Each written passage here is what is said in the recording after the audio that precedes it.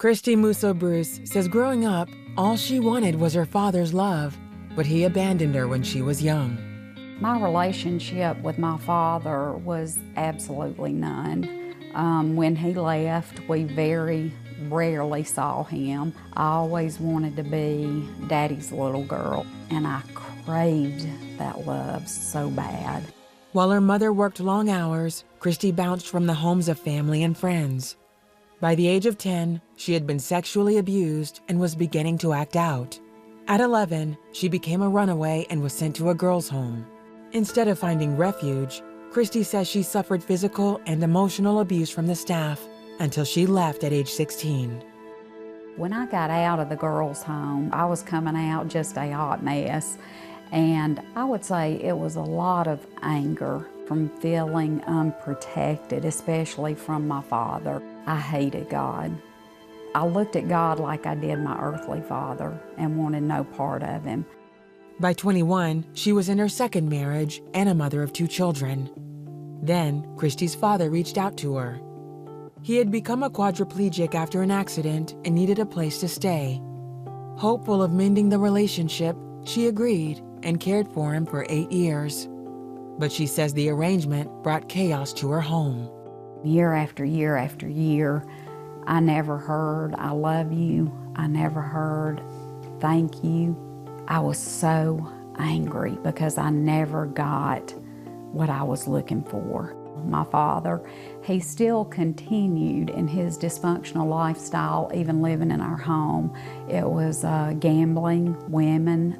He was smoking pot down in our basement. So I just had to make a choice to either keep chasing this dream of my father or to be with my family. She gave him the home and her family moved out. But when her father died just a few weeks later, Christie was overwhelmed by guilt. Her marriage began to suffer, and eventually they divorced. If I hadn't left, if I hadn't moved, if I would have been there, I felt totally responsible for his death. I not only lost my dad, I lost a good marriage. I lost respect, having the divorces on my head. The thing I think that affected me the most was the relationship with my kids. It was horrible.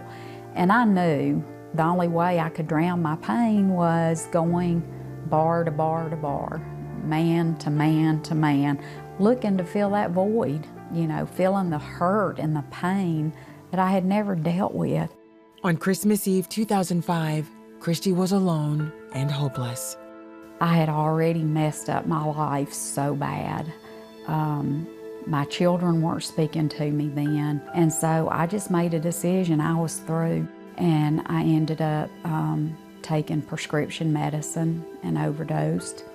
And it was just by the grace of God that a friend had called me to wish me a happy new year and recognized that something was wrong in my voice and called 911. Christie survived and began attending a Christian recovery program and counseling. There, she began to deal with her pain from the past.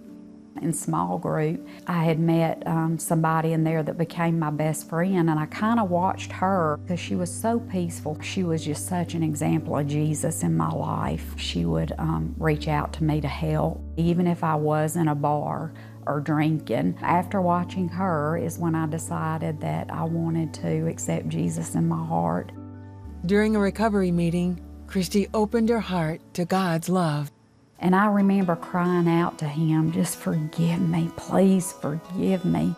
I want you to come into my heart. And if you will ever show me the peace that I see in my best friend, I promise you I will serve you forever. Forgive me for all the hurt I've caused other people.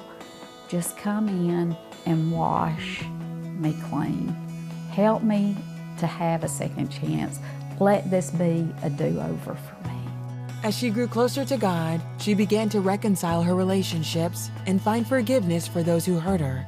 Today, she's an author and motivational speaker, and she loves spending time with her husband, Ronnie, who is a Christian DJ. Through God's love, Christie found forgiveness, freedom, and hope. There is a hope and a future no matter where you came from. The Christie Musso that I see today is so much different from my past because I see a little girl that was shattered and broken, but by God's grace, I'm now forgiven and whole.